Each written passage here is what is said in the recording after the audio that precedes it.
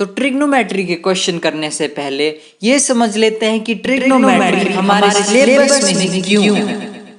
तो अगर तुमने ट्रिग्नोमेट्री अभी तक ऑफिशियली नहीं पढ़ी है तो ये वीडियो तुम्हारे लिए बहुत फायदेमंद हो सकती है, क्योंकि इस वीडियो में मैं बताऊंगा कि इसका रियल लाइफ में कहाँ यूज होता है और मोस्ट इम्पॉर्टेंट हम इससे पढ़ते ही क्यों हैं।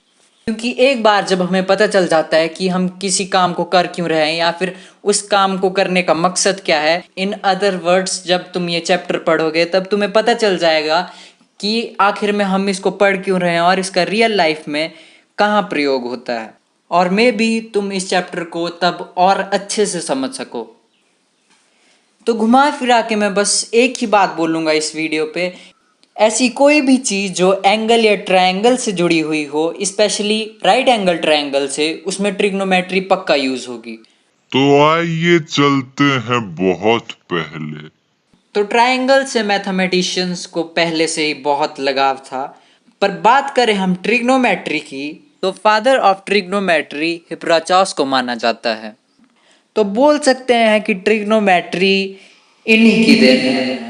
तो इन्हें फादर ऑफ ट्रिग्नोमेट्री इसलिए बोलते हैं क्योंकि इन्होंने ट्रायंगल की रेशोज के ऊपर सबसे ज़्यादा काम किया।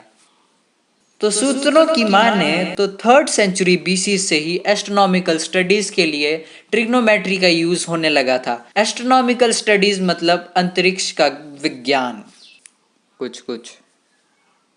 तो पहले ट्रिग्नोमेट्री का यूज नेविगेशन और मैपिंग के लिए होता था। जो शिप के कैप्टन होते थे वो ये कैलकुलेट करने के लिए कि एक टापू दूसरे टापू से कितना दूर है, इसके लिए भी ट्रिग्नोमेट्री का यूज करते थे। और आज भी ट्रिग्नोमेट्री की इम्पोर्टेंस उतनी ही है। आज भी दुनिया के किसी ना किसी कोने में ट्रिग्नोमेट्री का यूज हो रहा है और होता जाएगा। चाहे कोई भी फील्ड या फिर सब्जेक्ट हो, हर चीज़ में ट्रिग्नोमेट्री का यूज होता है।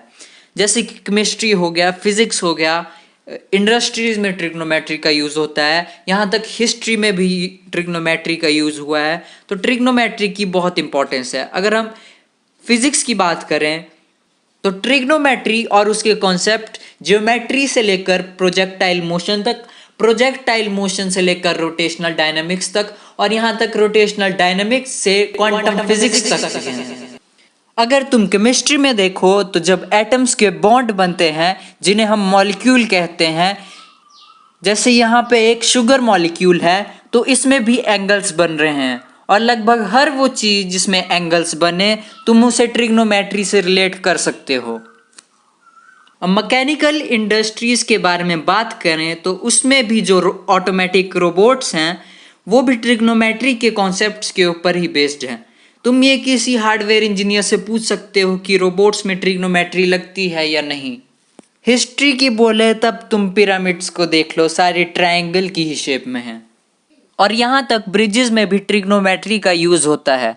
अगर तुम देखोगे तो तुम्हें ब्रिज पे कोई ना कोई ट्रायंगल तो पक्का दिखेगा। अब ऊपर से बोलूँ तो ये इसलिए होता है ताकि जब भी कोई व्हीकल ब्रिज पे आए तो उस पर्टिकुलर पॉइंट का भार सब दूसरे ट्रायंगल में डिस्ट्रीब्यूट हो जाए और ब्रिज उस पॉइंट से अफेक्ट ना हो। और ट्रिग्नोमेट्री तो ओशन की टाइड की हाइट को नापने के लिए भी यूज होता है। तो अब जो हमने देख लिया कि ट्रिग्नोमेट्री कहाँ कहाँ यूज होती है, अब ये देख लेते हैं कि ट्रिग्नोमेट्री यूज कैसे होती है। और हो सकता है तुम्हें ट्रिग्नोमेट्री अच्छी लगे शायद से।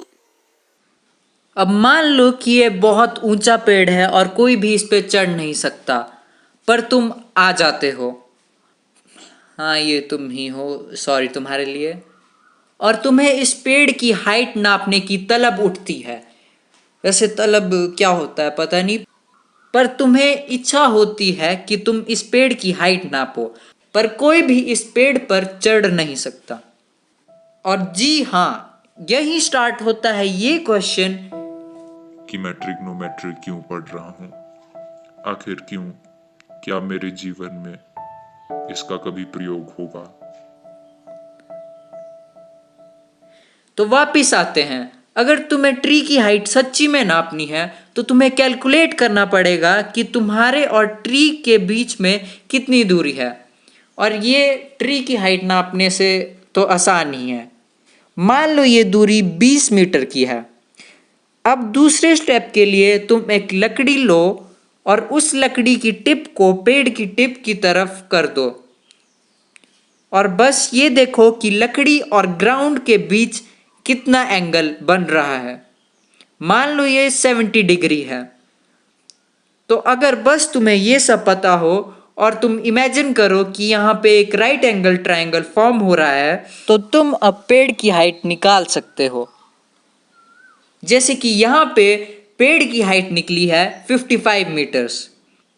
अब अगर एक बिगर स्केल की बात करें तो तुमने एक टापू से दूसरे टापू की दूरी निकालनी है, तो तुम्हें कुछ कुछ ऐसे ही करना पड़ेगा। जिस पॉइंट पे तुम खड़े हो उस पॉइंट से थोड़ा दूर चले जाओ। मान लो तुम 30 मीटर गए, उस पॉइंट से एक पर्टिकुलर एंगल से उस टापू के एक पर्टिकुलर पॉइंट को देखो और इमेजिन करो कि वहां एक राइट एंगल ट्रायंगल फॉर्म हो रहा है।